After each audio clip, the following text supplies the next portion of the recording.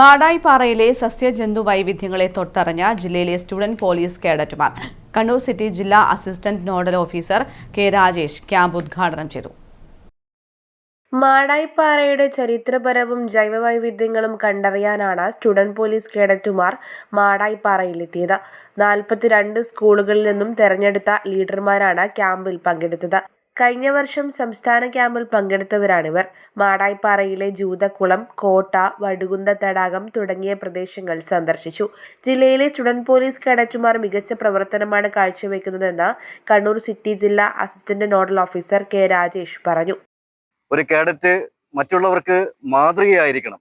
അപ്പോൾ അത്തരത്തിൽ സ്വയം മാതൃകയായ ഒരു തലമുറയെ സൃഷ്ടിക്കുക, ഒരു മികച്ച ലീഡർമാരെ സൃഷ്ടിക്കുക എന്നുള്ള ഉദ്ദേശത്തോടു കൂടിയാണ് കണ്ണൂർ ജില്ലയിൽ ഈ പദ്ധതി പ്രവർത്തനം മുന്നോട്ട് പോകുന്നത്. കഴിഞ്ഞ സ്റ്റേറ്റ് ക്യാമ്പിൽ പങ്കെടുത്ത കണ്ണൂർ ജില്ലയിലെ വിവിധ സ്കൂളുകളിൽ നിന്നുള്ള ലീഡർമാരാണ് ഇന്ന് ഈ മാടായിപ്പാറ സന്ദർശിച്ചിട്ടുള്ളത്. ജൈവ വൈവിധ്യ കേന്ദ്രം, അതോടൊപ്പം തന്നെ ചരിത്രവും പ്രകൃതി ഭംഗിയും ഒക്കെ ഒത്തിണങ്ങിയ ഈ പ്രദേശം കാണുക, അതിലപ്പുറം ഇവിടുത്തെ പ്രധാനപ്പെട്ട പ്രശ്നങ്ങളൊക്കെ മനസ്സിലാക്കുക എന്നുള്ളത് കൂടി ഈ യാത്രയുടെ പിന്നിലുണ്ട്.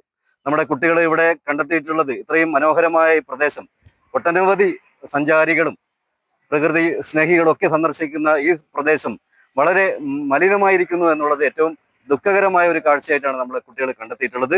മാടായിപ്പാറയിൽ മാലിന്യം നിറഞ്ഞ പ്രദേശങ്ങൾ വിദ്യാർത്ഥികൾ ശുചീകരിക്കുകയും ചെയ്തു. വിനോദസഞ്ചാര കേന്ദ്രങ്ങളിലുടനീളം ഇന്ന് മാലിന്യ കൂമ്പാരങ്ങൾ സൃഷ്ടിക്കപ്പെടുകയാണ്.